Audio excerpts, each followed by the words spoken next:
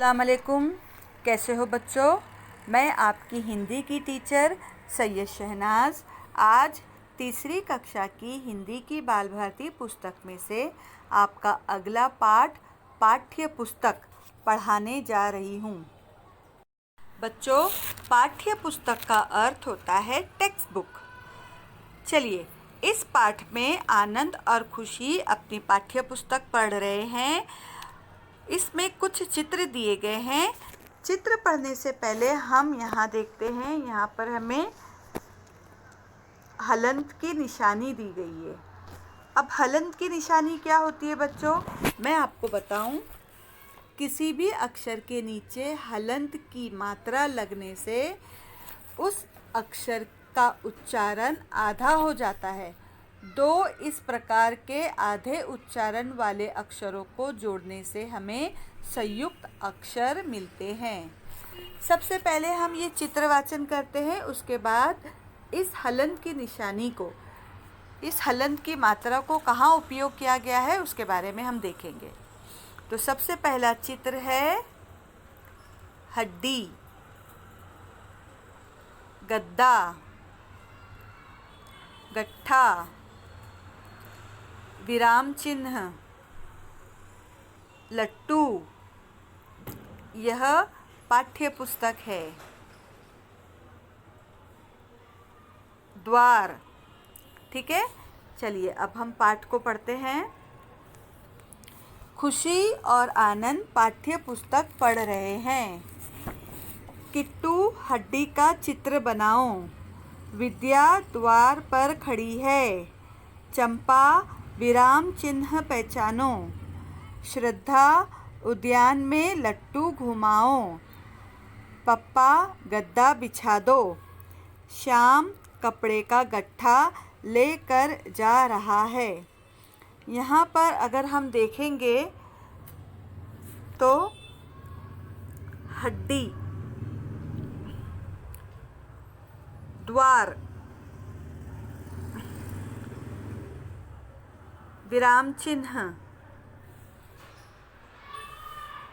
लट्टू, गद्दा और गट्ठा, इन सब शब्दों में हलंत की मात्रा लगी हुई है। ठीक है, अब नीचे के शब्दों को पढ़ते हैं। दुपट्टा, कबड्डी, बलाढ्य, सिद्धि, असहाय।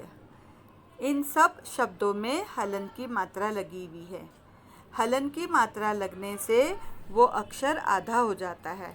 समझ में आया बच्चों? चित्रवाचन करते हैं। बेसन के लड्डू, गट्ठर, कद्दू, चिन्ह, बुट्ठा, पुस्तकें, बलाढ्य, गड्ढा। पाठ पढ़ते हैं, आप भी मेरे साथ पढ़ोगे। चिन्मय पाठ्येतर साहित्य पढ़ो। अद्वैत भुट्टा खा। आज घर पर कद्दू की सब्जी बनी है। कल्लू गट्ठर उठाकर चल दिया। अम्मी बेसन के लड्डू बनाओ। मन्नू धन का चिन्ह पहचानो। चलिए गृह कार्य करते हैं। सबसे पहला प्रश्न है, कठिन शब्द लिखो। उद्यान, अम्मी, मन्नू, कपड़े, शाम। प्रश्न 2, शब्दों के अर्थ अंग्रेजी में लिखो।